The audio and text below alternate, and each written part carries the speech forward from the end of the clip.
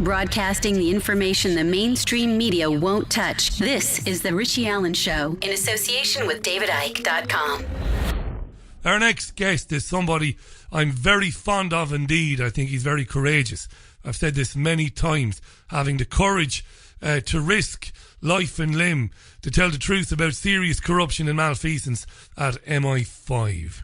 We've often had him on talking about security issues, intelligence issues, false flag operations, the reality about terrorism attacks and much more besides. He's got a new book out and I want to talk about it. I'm delighted to be talking about it. It's called Law. It's the truth about its source, principles and primacy and how it can be used to save the world. The book is Law. The truth about its source, principles and primacy and how it can be used to save the world. I'm going to tweet the link to where you can buy the book. Do buy the book. Let's welcome back to the programme David Shayler. David, welcome back. How are you? Very well, thank you, Richie. Great to be back on the show again. Obviously, had interesting times recently with the powers that be coming down on me again. And obviously, because this book was starting to take off, and it really is, in some senses, the blueprint for how we dismantle Babylon, basically. The other side, obviously, have lost this battle, the Zionist New World Order. They're going down, but they won't ever surrender, because that's the nature of these people. They never give up. So we're in this terrible situation where it's just getting worse and worse and worse. But this book has come out at exactly the right time. And I say now they've banned me from Twitter for undisclosed reasons. And again, sometimes I feel like Joseph K. in Franz Kafka's The Trial, the man who's arrested by faceless bureaucrats and never knows quite what he's being charged with or what the process of justice is, basically.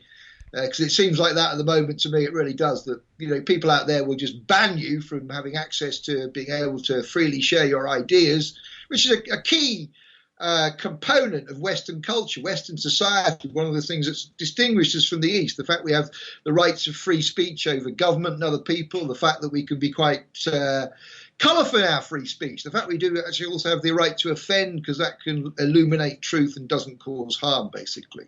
And I know in my Twitter account I have never caused anybody any harm, loss or injury. I don't libel people. I just put out stuff that's information that contradicts what they're saying, shows us how to beat them. So it's my research. It's 44 peer-reviewed studies, all published in science journals, showing that cannabis kills cancer cells and leaves healthy cells unharmed, that kind of thing, which of course I'm tweeting out to the NHS, the BMA and so on. But the other day I tweeted them and said, you know, a bunch of ungrateful sods, Reed. I send you all this useful research so you can do your jobs. You never even thank me. Yeah. Listen, I've been following you on Twitter for a few years, and you do sometimes, because of who you are and what you've been through and all of that, you do attract idiots at times. But I've seen you deal with them in a very humorous way a lot of the time. I've never seen you be abusive, really. And I've never seen you tweet out anything or say anything that could be construed as harmful in any way. So it's disgusting that Twitter have erased your account. I went to look for a message that you sent me a week or so ago with the link to the book, and it was gone. Everything is gone. It's an outrage. It is an outrage, but that's, you know...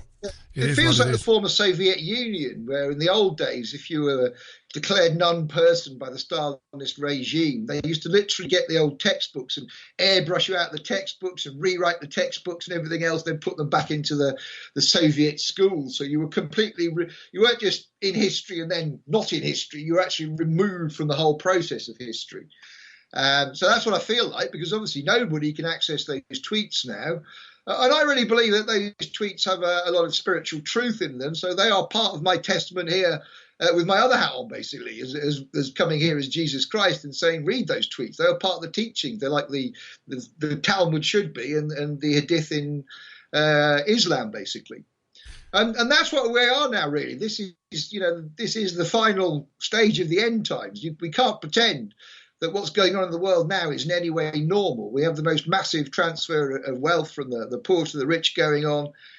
We have this incredible cult-like left. I have to say, watching the inauguration of Donald Trump, seeing these people, the way they chanted, the way some of them lost it, like Shayler barking at somebody who turns out is his own supporter, would you believe? Yeah. And all the propaganda we've heard, as anti-Trump and everything else. I mean, people cannot pretend that we're not in the end times, and especially because Donald Trump himself called on God Almighty. And people will say, obviously, presidents do call on God in America, but I've never seen a president call on God like that before. And I didn't get any racism in his speech. I detected a sense that he wants to end Islamic terrorism, which is quite a different matter from anything to do with Islam, in one sense. So the man's not a racist, and to condemn him now is to act, well, the jury's still out, basically. He's not done anything wrong. We know that Obama's done terrible things. We know that Bush before him did terrible things. But Trump's only been president for a short space of time. We can't actually come to any conclusions. But as I say, we are now really in the end times, and I've done another presentation about Trump's inauguration actually being the seventh trumpet sounding and us being in the third woe. Some people, obviously, they say this is the Third World War, as predicted in the Book of Revelation. But it's actually really it's a world war, but a war for the soul of every man, woman and child out there. So we're at the point where people now have to turn round to this evil and just essentially say no to it. When they come to you and they say you pay the mortgage, or they say to you compromise the truth, or you ignore the truth, or you ignore an injustice, know that that's not the right way forward. Now it's much better to suffer all sorts of persecution to stand up for a greater truth. Because we have to do that, because these people, as we know, are psychopaths. There's a real danger. They'll round people up, obviously, because I've been active again. They've started following me around again. So we live in one sense, dangerous times, but great times to be a spiritual being and be tested. Brilliant stuff. Now, Hubertes bought and read your book over the weekend. Very good book, he says. It's going to take each and every one of us to take the stand. Literally, he was saying that as you were saying, he was echoing your sentiments there. Now, tell us about the book. I've just tweeted a link to it, and I will tweet it out again 2 or 3 more times before the top of the hour. Law, the truth about its source, principles and primacy, and how it can be used to save the world. Terrific title. Tell us about it, mate. What are you trying to achieve with it? As it says on the tin, really, Rich. But yeah, no, obviously, because the essential problem we have is we've been taught that what is law is what comes out of Parliament or out of judicial rulings and so on. But when you do the detailed research, you realise that that's not law, that is legality. And the key difference between law and legality is law does not require your consent to operate. The rule of law, in the sense of the highest authority, is that you must not cause harm, loss or injury to your fellow human beings, basically. And to have determination of rights under that law, you need to be a sentient man or woman with a soul, basically, to be able to have free will, to be able to choose between good and evil, basically. On the other side, we have legality, in which they create a person for you. Now, this comes from the Latin, Old English word for mask. Now, what's actually going on in a courtroom, in some ways, is a pantomime. You're there as a person, as a mask, like in an old-fashioned drama. This is why the judge is dressed up in this fancy gear, looking a bit like a pantomime dame kind of thing. It's all a bit of a joke. It's all just a courtroom. It's all actually a legal fiction, basically. But you don't know that. You consent to it, like me. I got very far in my research at the common law when I was put on trial for the Official Secrets Act, but I hadn't quite got to the core of the nature of these legal fictions and so on. Now, obviously, recently, we've had a ruling from the Supreme Court about Brexit. Now, again, I will tell you that this is not law, partly because that ruling is not signed. And anything that's not signed, of course, has no authority in law or under the legal system. Now, anybody who disputes that, I say to them, if your boss gave you an unsigned cheque for a day's work, would you accept it? Of course you wouldn't. If your boss said work to contract, but you've got to sign the contract and I haven't, you wouldn't be doing that work at all. So this issue of a signature is extremely important in law, and everybody who is reasonable accepts that. So their ruling is just that. It's a piece of legal fiction. But it's also, in one sense, treason, because according to my research, they have violated the oath, essentially, which preserves the common law. If people can bear me out on this is part of the book, is that obviously when you swear an oath, you swear it before God. There's no dispute about the God here, because we're a Christian country. Our customary traditions are Christian, and at the core of that Christianity has been love your neighbour as you love yourself, basically. So that law has been in this country, and it's woven into things like Magna Carta as well, and so on. And it allows you, in these times when you have a draconian government that won't prosecute war criminals, it's turning a blind eye to paedophilia and so on, that's not investigating real crimes, which is totally corrupt, that's the time you can use God's law, stand up and say, I'm not going to be judged by your rules because I think your rules are crazy. I'll be judged on my duty of care to my fellow man. And this obviously crucially means that you can stop paying a mortgage. Again, this is usury. Now, you've got to see usury for what it is. It's stealing off the poorest people in the world, the people struggling the most to put food in their mouths. You are stealing off them if you have a relationship at usury. So again, this is where I say in the final woe, or the final world war in your soul is in that moment to say, no, I'm not going to pay the usury. I'm not going to care if they persecute me. I'm going to do that. And I say, you have the law on your side. All you've got to do is use my affidavit system and they shouldn't be able to touch you. If they try and touch you, it's up to us to organise as concerned people, as concerned soldiers of Christ under the law, to stand up for the law for our neighbours if they try and come, if they send the bailiffs or they send the police. And again, we can serve the affidavits on the police, tell them that they, again, have sworn the oath. There is no mention of person in the police oath, so they've got no duty to corporations. They've only got duties to human beings.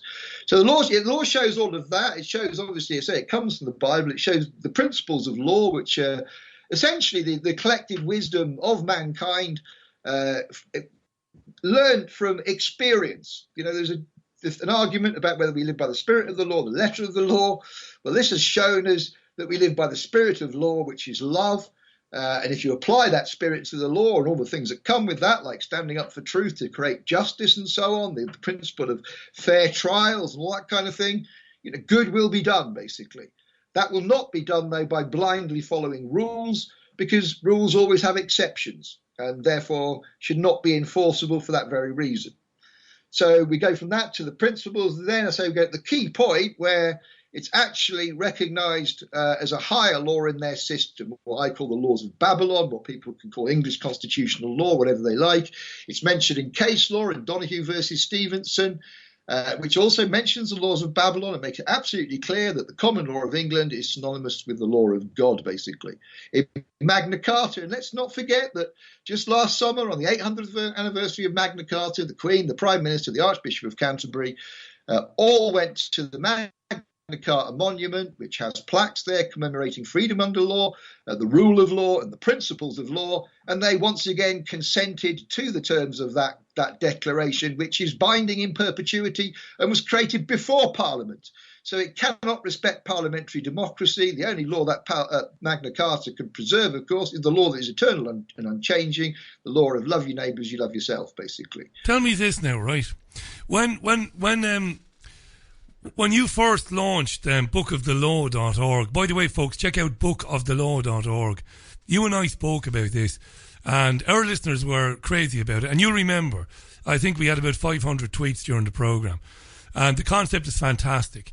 And I don't doubt for a second that morally and ethically, you're 100% right. But explain to our listeners how this can be enforced in a tyrannical system when the police look the other way, when barristers are corrupt, when judges are corrupt. Give them a kind of a case study, you know, somebody who has been brought to court, David, because they don't want to pay for their BBC television licence. Why the hell should I? You know, I don't watch it. It puts out crap propaganda anyway. You're not going to take my money, but they're in court. Explain how, and I love this, by the way. This is great stuff. Explain how you would use that. Well, but the secret is, Richie, not to actually finish up in court, because what their courts are courts of equity, basically. And the man sitting there is not a judge. He's either a recorder or a justice or whatever, but he's never called a judge, basically. And that's because, again, a judge is a man under common law who can only settle a dispute between two real men or women, basically. So you don't want to be going there because it's all optional. Black's law defines the word to summons as to request. And so anybody can turn down a request law without having any consequence of law. Of course you can. It's a request. It's a choice. So you have to play that game and serve an affidavit on the judge. This is where people go wrong. The process of swearing affidavit is detailed in the book. And you serve that upon the judge, and you mention that he is a man of the oath and so on.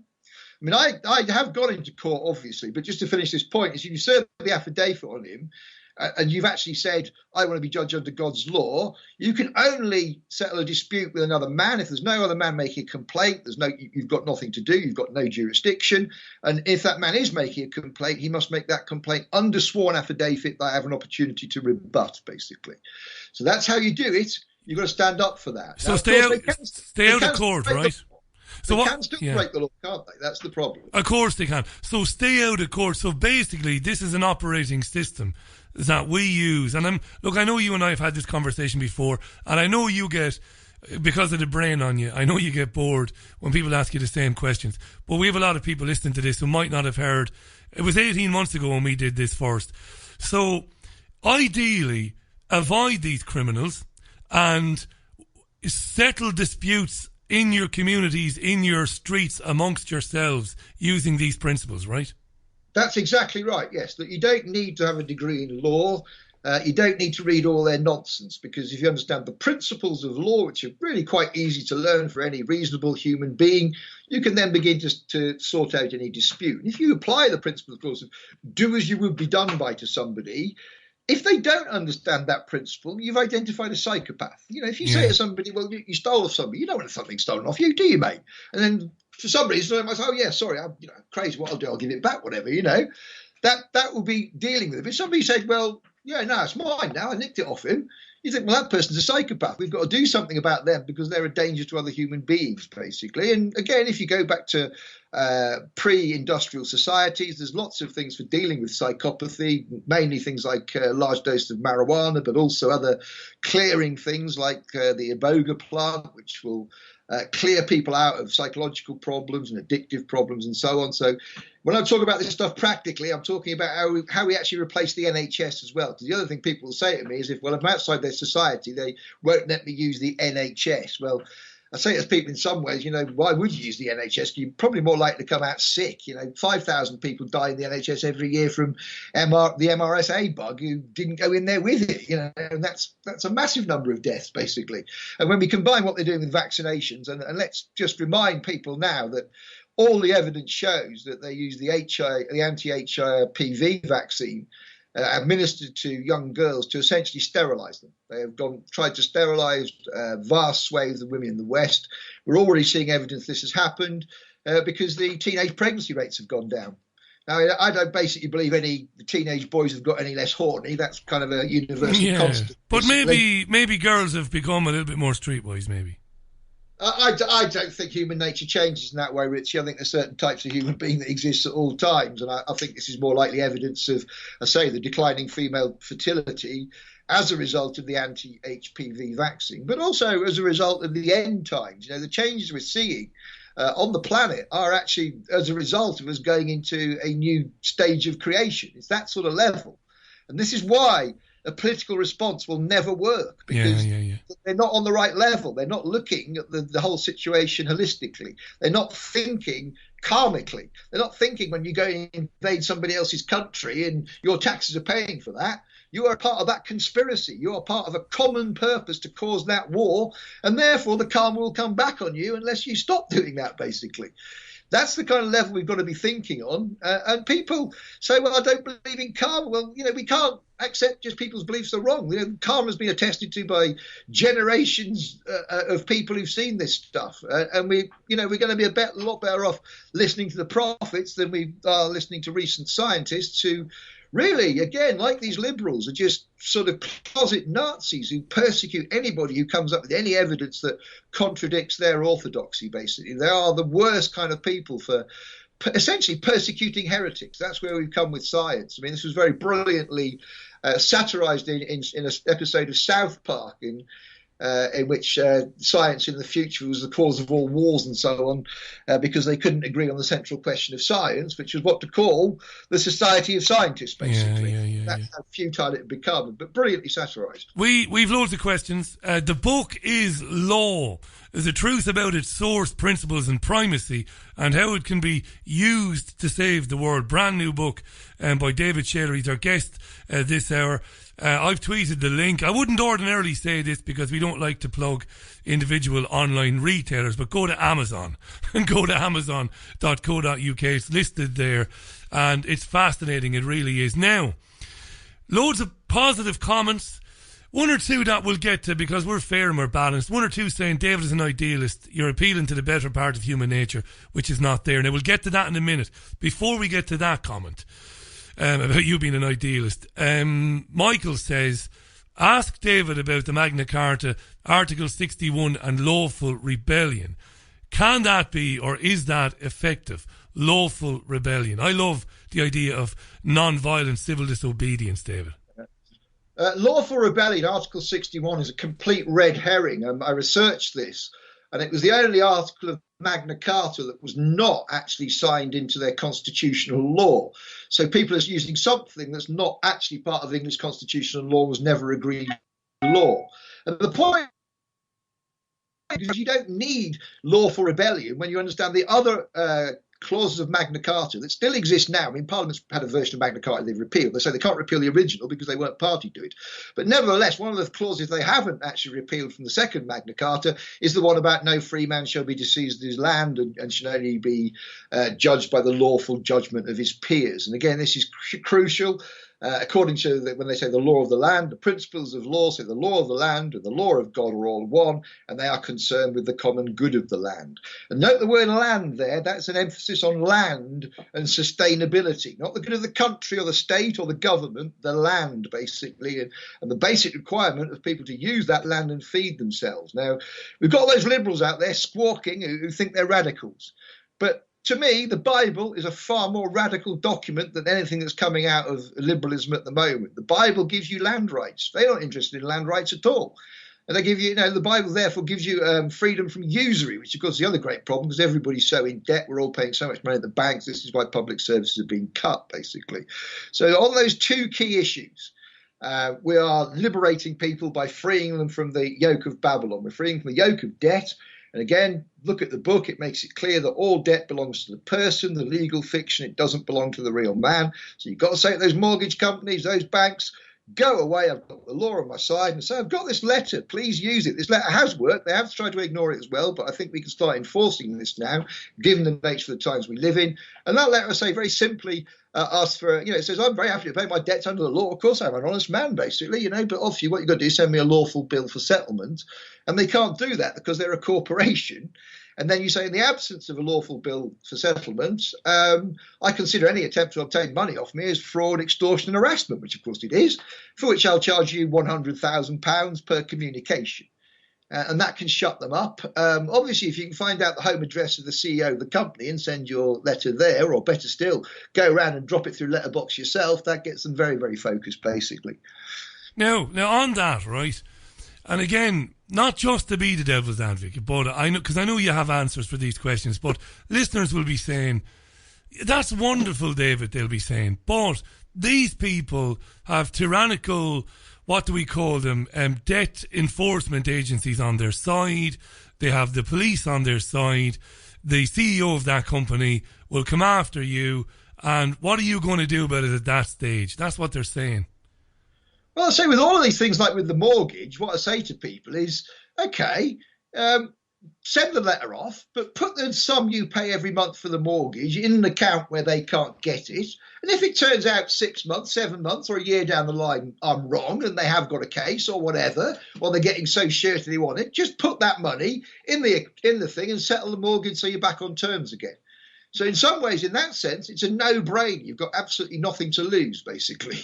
So they shouldn't. And really, I think it's the other way around with this. We've got to take this, as a spiritual thing to think, well, OK, they might come at me, but I know I've got right on my side. I know what I'm doing is just. I know that actually I shouldn't be spending hundreds of pounds a month and giving it to rich bankers. I should be investing that money in my kids, my local community, and making sure we live in a clean environment. If I was responsible for those things, they might happen rather than be giving endless taxes to a faceless government in Westminster or in the European Union, basically. This is of course. I'm an idealist in one sense, Richie. I live by ideals. I believe in the love your neighbour principle. And I believe, given the right opportunities, in the goodness of man, that actually our society has a multi-billion, trillion-dollar media industry to turn people into psychopaths, basically. But even then, there are signs now that it's simply not working, that actually People, when they're shown goodness, will follow the path of goodness. It's just the problem at the moment is what they're being shown is good. Is not. It's evil. It's not. You're not a good person if you're paying a mortgage. You're keeping up a system that believes in dropping white phosphorus on people, and that's okay. Now, what is the point in having the rule of law and laws if people can get away with dropping white phosphorus on people? If a country like Israel can go into the Gaza Strip and the West Bank and displace people from their property and then bomb them and so on, these are abhorrent crimes against human beings. If the rule of law does not protect those things in your system, you are clearly not enforcing the rule of law, and you're a society that doesn't deserve to endure, basically. So those are not really ideals. They're practicalities. We can't live like that. And there's a practicality about me as well with things like trade. I do believe in a true free market economy in which human beings who earn money through careful investment, investing sums at risk, and learn business in that way and learn about other human beings, invest that money in other human beings. That's how we all get richer, basically. It's usury that deprives us of our wealth, not that true investment of capital at risk, basically. And again, that's what Jesus Christ says in the Bible, is you give a man a sum of money, and if you never see it again, don't worry about it, because your reward will be in heaven, basically. And if we had that attitude to investment, people obviously could pay it back. They did pay it back later on. Perhaps they might pay back more. That's the kind of practical capitalist investment I want to see in people. That's what works, I believe, but also actually what outlaws discrimination. Anybody who wants to sell themselves or something and trade or whatever will know that if they suddenly start being genuinely anti-Semitic and say, I'm not going to trade with Jews because I don't like them, they're losing trade. Why would you do that? People who are genuinely free market traders don't discriminate, and they don't want war. Genuine traders want stability. The last thing they want is fluctuating currencies and people not paying and things being destroyed. That's the very last thing a trader wants. They don't want that. They want free trade in which it's all stable and monetary currencies are stable, and we all know where we are. We all trust each other, basically. So this, again, is not pie in the sky. It's not idealistic. It's practical as well, of course, in terms of hemp. People will talk about our need, obviously, for fuel. Now, a lot of liberals are very anti-car. Again, I'm not anti-car at all. I've worked in the intelligence service, and I can tell you it's a damn sight more difficult to follow around people in cars than it is in people on public transport. Liberating from government. If you put hemp oil in your car, as Henry Ford designed in the 1930s, 1940s, ran a car off hemp oil, you would be carbon neutral. So they couldn't moan about that, of course. But also, you're not pumping all that petrochemical shite into the environment, which is the real problem. The whole global warming, man-made global warming, that's all nonsense, basically. What has really harmed us is the pollution at the micro level of cities, where we've got all this diesel pollution and from petrol, basically. That's what's really not to mention the plastic in the seas. Now I'm going to read a few tweets. Michael tweets, Michael Jetson, mortgage means death grip. Hubertus tweets, Richie, as a man, I have the full protection of the law and God. As a person, I am a slave owned by the Crown via legal name fraud. Now, don't say anything just yet, David. I want you to talk about legal name fraud and birth certificates, because whenever this subject comes up, this particular question comes up. Luga tweets, I like David's sense of morality, although I might not agree with all he says, but I like his sense of morality. Now, moving down, really interesting tweet, and I'm glad that he tweeted. Jake Mia tweeted, thanks to David's advice, I got a debt collector off my back to the tune of 10,000 Australian dollars. That's really good news, that. Now, it was obviously a civil matter. It wasn't a criminal matter. If it was a criminal matter, they would have come through the door, of course. But I'm not diminishing that at all. I think it's a fantastic thing. I've said to people before, I had an issue here, David, where Manchester City Council said to me 2.5 years ago, you were briefly unemployed and we gave you more discount on your council tax than we should have done. So you actually owe us £300 more. Now, we'd never missed a payment.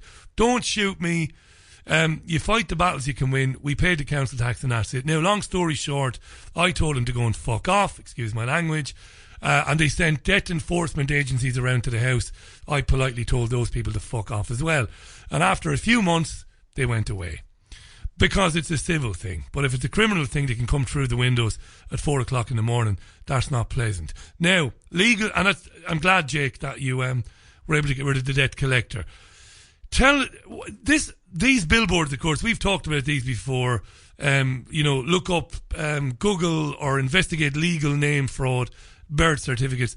What credence or what importance do you place on this, birth certificates and stuff?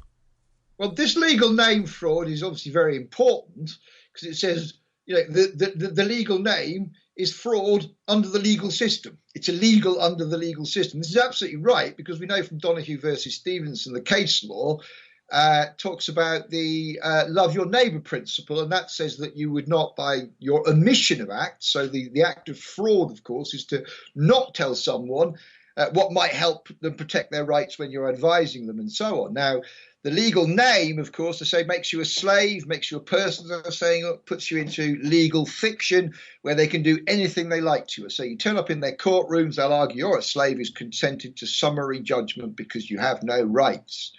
But if you know, of course, that that's all purely fiction, and you know that you are a real man with inherent rights given to you by God that no man can take off you because they're given to you by the higher authority of God, and that society has sworn an oath to that God and is therefore bound by the law of that God, you are not subject to the diktats of the legal system. And obviously what they do when you are born, your parents sell you into slavery. This is what I say, and I use the word slavery advisedly because if you look at my research on the Book of the Law, there's the Affidavit of Law where it deals with this. The biblical concept of a slave is not a man in chains. It's a man in a master-servant relationship. And we know this from the Bible because when the Israelites leave Egypt for the Exodus, they go around and say goodbye to their masters. It's not like they're escaping from these people, breaking the chains and running off. They're just refusing to consent to these other people being masters and therefore freeing themselves under the common law and going in search of the promised land or Zion, which I say is a metaphor or a prophecy for exactly what's happening now. We are throwing off the chains of that legal system, the fictitious chains. On the royal crest, you'll see the unicorn with a collar around its neck and a chain, but you'll see most versions of that, the chain's not actually attached to the ground. The unicorn is a mythical beast. That's symbolic of the legal system being a fiction, appears to chain you but doesn't, basically. And what we have on the other side is the lion, which is the symbol of the common law, basically. This is good stuff. I'm going to plug the book again. It's Laud, the truth about its source, principles and primacy and how it can be used to save the world. Brand new book from David Shayler. Go to bookofthelaw.org, the website as well. There are downloads there with a lot of this information for you as well. David Shayler is our guest. It's exactly 21 minutes to the top of the hour, 22 minutes, to the top of the hour. David's going to be with us for another 15 minutes or thereabouts. Yeah, I mean, David, I'm not a sycophant, I'm not a bullshitter, I love it.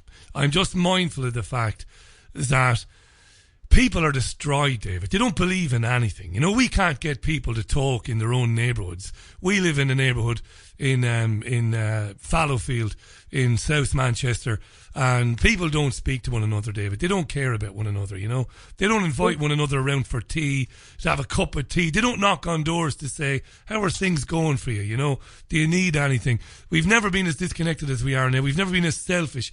You talked about the great demon that is television and what it does to people, the selfishness, the consumerism, the zombies that we are, want, need. We could give less of a shit about people. You talked earlier on about crimes. Today, David, there are women and men protesting against Donald Trump coming to visit the Queen. Jesus Christ, excuse me if you think I'm blaspheming. We have a situation, my friend, where we sell £3 billion worth of arms to the Saudis and they go and bomb the living shit out of Yemeni men, women and children. Where's the protest about that? Where's people coming together to say we're not having it anymore? We're standing up to that. First, Richie, the true definition of blasphemy, according to my research into the law, is of course, to deny the law. When Christ says, I cannot forgive those who blaspheme against the Spirit, some people have interpreted that as God, but it's not. It's the spirit of the law, which is love. So people who argue that love isn't the law are blasphemers, and Christ makes it absolutely clear in the Bible, those people I cannot forgive. I can point anybody else in the direction of how they can gain mercy or, wipe the karmic slate clean. But if you reject the law, there's nothing I can do, basically. You're going to the bottom level of the post-Zion new world of Sheol, the place where the souls have no possibility of redemption. That doesn't mean they have no consciousness, of course. It means that they'll be conscious of some pretty awful things. I don't want to sound like a tub-thumping preacher, but I sometimes think you're right, Richie. Sometimes you've got to appeal to people's baser instincts first and scare the absolute shit out of them to try and get some kind of response. But again, I come back to the simplicity of communities. That if communities live under the simple principle of love your neighbour, of course, they will be genuinely prosperous. They'll genuinely look after each other. They'll genuinely share in the creation of wealth. And there'll be less commuting, there'll be less trading or unnecessary trading across the world. So our requirements for energy will go down. There'll be a natural process of a rebalancing of town and country, a natural process of a narrowing of the wealth and poverty gap and so on. So, these forces will come into play. And this is, again, a good example of the spiritual metaphor. You do your bit for God and God looks after you. The rest of it fits into place. And I speak from my experience as well. I mean, I'll tell you that I initially grew up in quite a poor working class community. My father did make good, and we became quite lower middle class. But seeing that sort of working class community as a child in the 1970s, growing up and seeing the kind of cohesion of that community in which people did look after each other. If they were short of a bob or two, they'd lend each other some money or whatever. If anybody ever came round for tea, they'd put on a massive spread, massive hospitality. What you call good old-fashioned kind of proud people, really. And yeah, my nana was the kind of wise woman of the area. She would sort out problems. Don't call the social workers, don't call the police in. Just had a quiet word with people at the right time, make sure the right things happen. That's how community functions, basically. You know what I'm remembering? You know what I'm remembering when you're saying that? Many years ago, when I was young, I grew up in a housing estate called Ballybeg in Waterford City. Big housing estate, the biggest one at the time in Waterford, and a lot of people there. Not a lot of people, but there was a little bit of unemployment and a bit of poverty in the estate. But many people in the estate worked at Waterford Crystal, David, including my father, and they earned a lot of money. But they didn't buy houses. Many of them stayed living in the council houses in the big estate. And it was common for other people in the neighbourhood not doing so well to ask to borrow money from, people who were working at Waterford Crystal because they had a lot of money. And it was just common for them to give them money, never worry about getting it back. And you see, I could get very emotional thinking about stuff like that, because that's the way we used to be.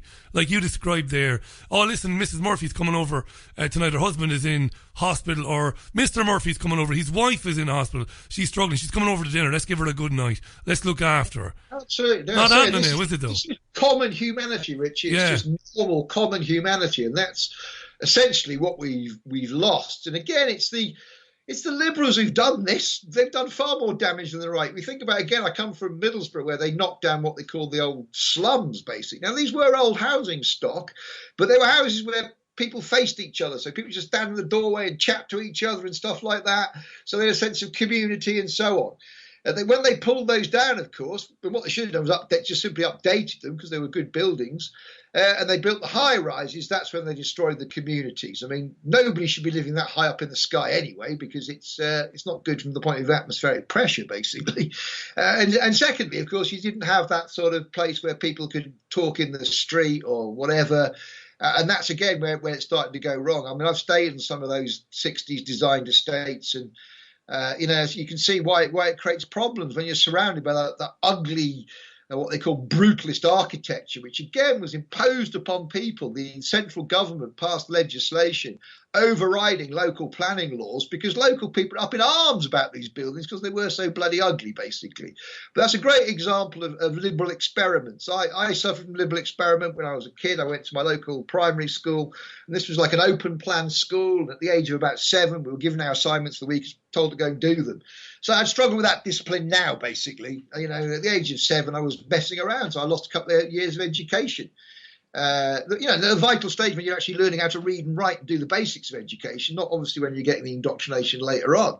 So fortunately, I managed to go to a middle-class school where we moved south, and because it was all very middle-class and competitive, I kind of was inspired to pull my socks up. But that's a good example of where, somebody who's got a natural intelligence, curiosity, almost loses it because of this crazy sort of experiments of the liberal middle classes, basically.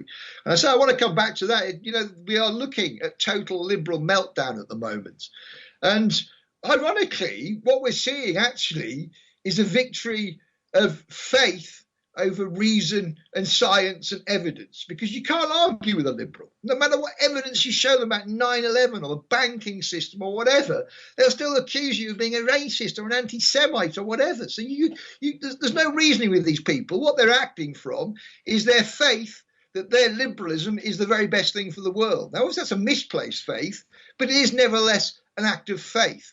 It's a bit like where we've come with science now, that there's an idea in the universe that it's so exactly designed according to science that when you put all these factors together, it's 0.0000 whatever. So the universe is created to a degree of exactitude that could never be recreated by mankind in a million years with lasers and so on. So that's got to be intelligent design by reason. But the scientists won't accept that as any kind of proof of the existence of God. They say there's a multiverse. But of course, there's not one scrap of evidence for the multiverse. So what we have are the scientists acting out of faith rather than acting out of peer-reviewed science, basically. So once again, the idea of God and faith versus science, faith has proved to win again. We put the scientists in what's called in debating, it's called a Morton's fork. Whichever way they answer, we win. They either accept the intelligent design of this universe, therefore God exists, or they accept that their multiverse is merely an act of faith, and therefore faith comes over science. It's exactly 13 and a half minutes to the top of the hour. David Shayler on the line. bookofthelaw.org. The new book, Law, the truth about its source, principles and primacy and how it can be used to save the world, is available on Amazon, right? I've tweeted a link to it.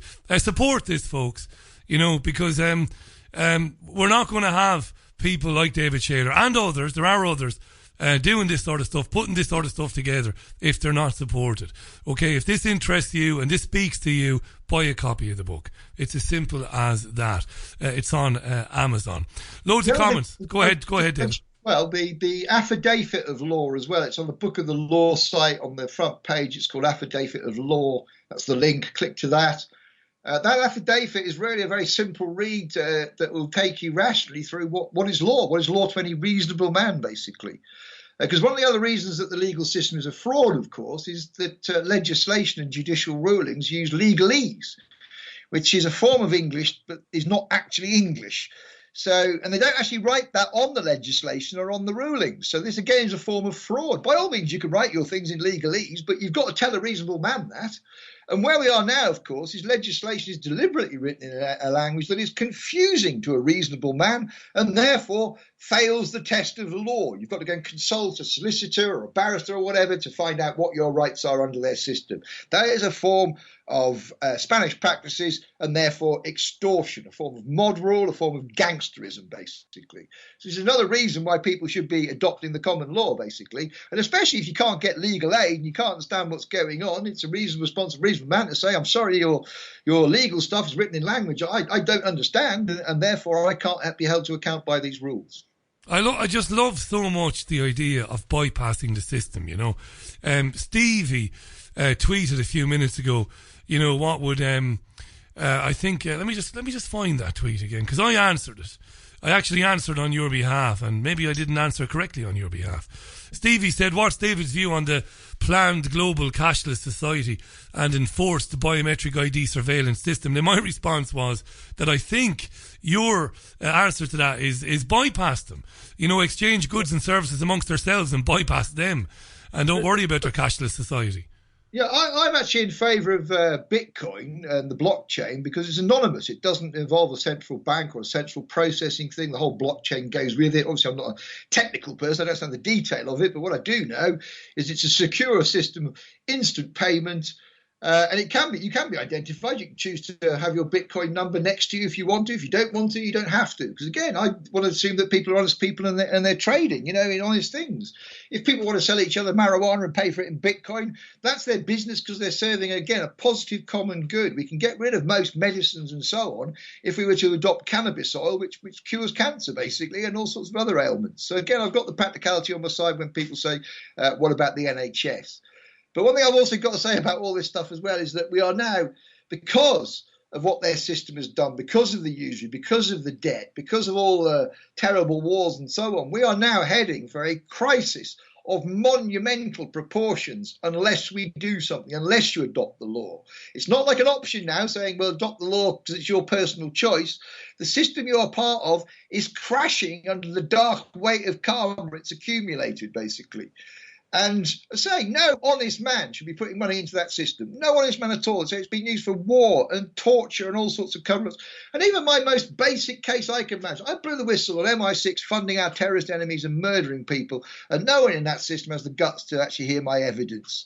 Now, that's obviously a violation of law, but it's also an indication of the cowardly nature of the people who they've essentially chosen to represent us. These are not natural leaders of men. They're, again, brainwashed people through common purpose and other things like that. I want to come back to that thing at Donald Trump's inauguration, was seeing so many of the protesters look like they were brainwashed. They were the product of some kind of CIA MK Ultra program or something like that. That, you know, the eyes, you know, the lights were on, but nobody was at home, kind of thing. If you know what I mean.